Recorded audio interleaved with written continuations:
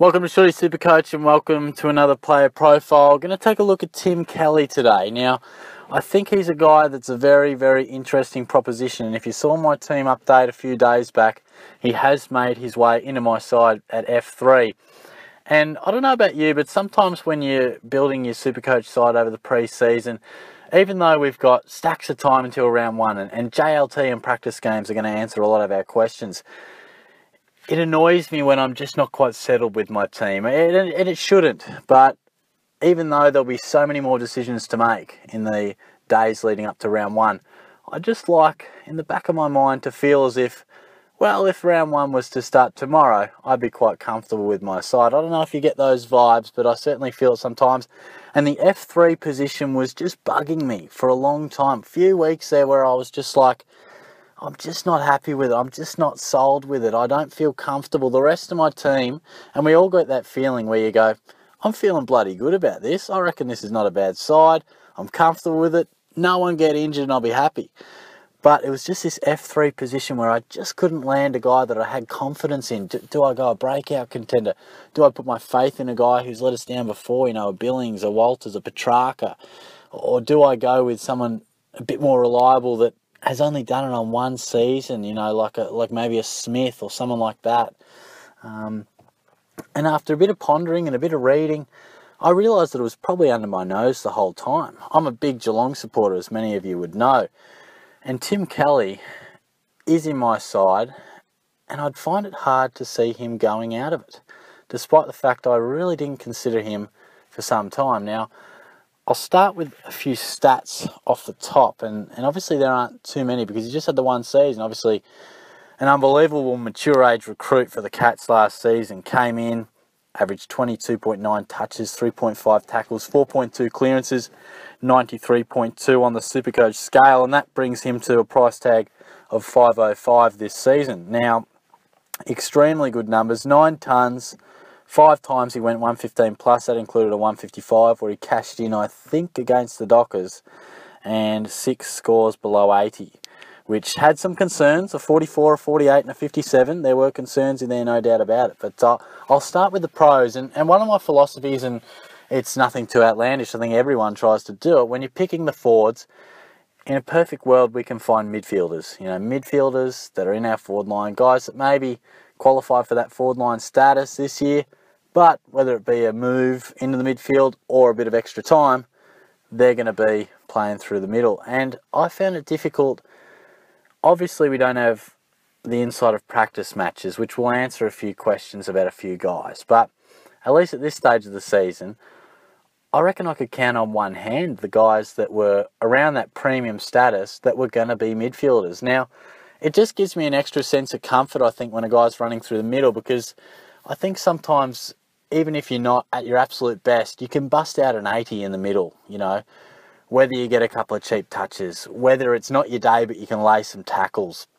Where I think in the forward line, and we saw it with, say, Jack Billings last year, when it's not your day or your club's not going very well, you can just get left a bit cold, and you're a little bit reliant on other players bringing you into the game and that sort of thing. So it just gives me comfort and confidence that when a guy is running through the midfield, that they can create their own score and turn, not the greatest day into still an 80 or an 85 just through hard work. And I think Kelly's got all of those attributes. Now, I'll tell you off the top a couple of my concerns and the reasons I weren't going near him.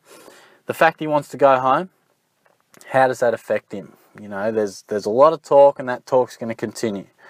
I hope he can stay, I really do. But there was a bit of that talk last year too. He still was able to play some good footy.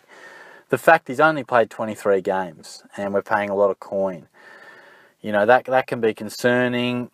We talk about second-year blues. That's more so with younger players. So I wouldn't anticipate that with him because he's a mature age and he just seamlessly made his transition to AFL just beautifully.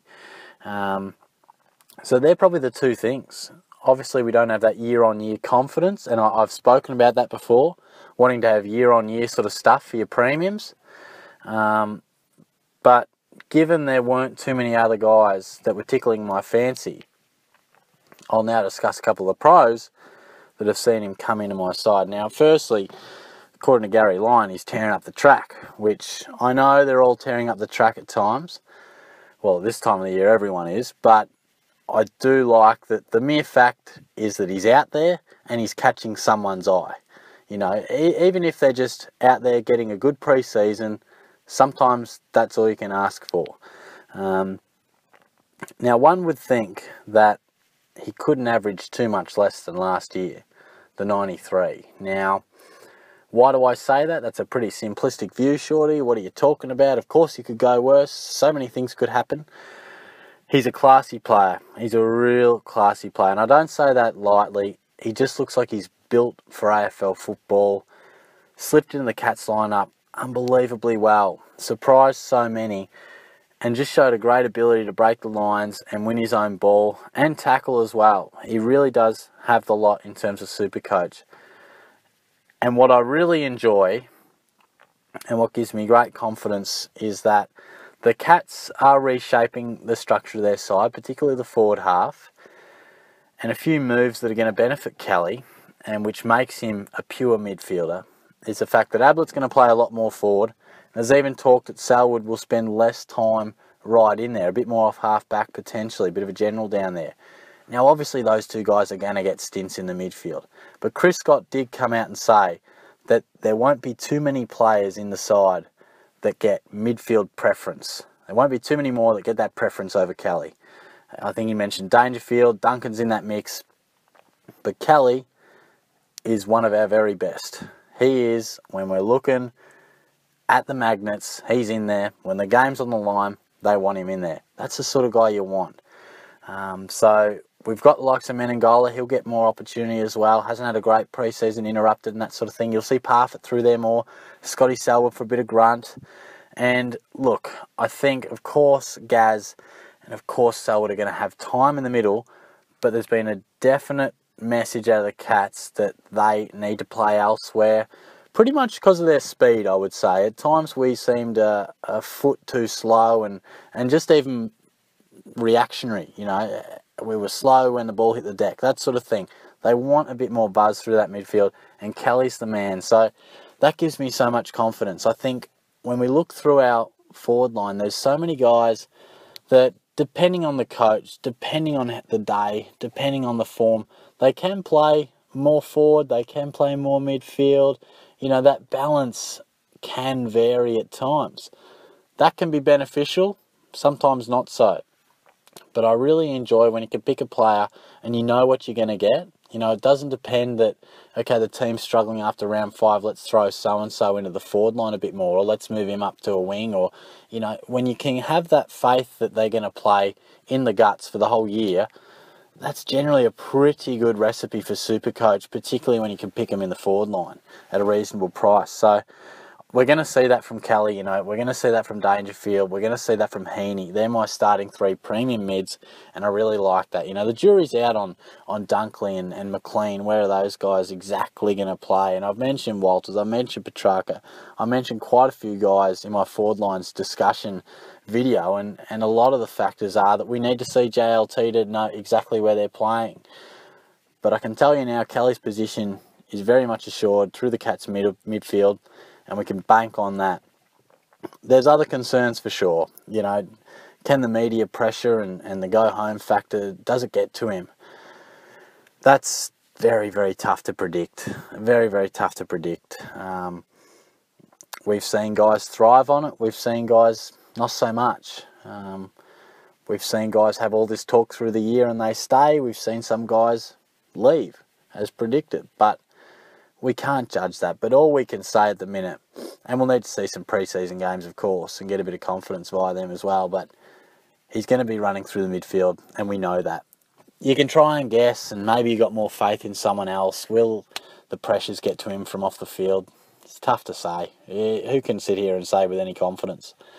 But we do know that he can line up in that centre bounce and around the stoppage more often than not in the Cats gear. So that gives me a bit of confidence. I'm running with him at the minute. Really pleased with the selection. Shorty's feeling good about his side at the minute. So Let me know what you think. He's only in the 10% of sides at the moment. That's gone up from about 6 a couple of weeks ago. I think all this Cats talk about him, really being a key player in their midfield has got a few people on board. So he could end up around 15% potentially by round 1, maybe even more if he lights it up. So I'd like to know your thoughts on Callie, and any more requests that people have, throw them my way, and hopefully I'll get to them soon. So thanks again. Subscribe if you haven't already. Check out SuperCoach HQ. A few of my things go on there as well, and plenty of other great content to check out also. So appreciate the support. I'll catch you soon. Cheers.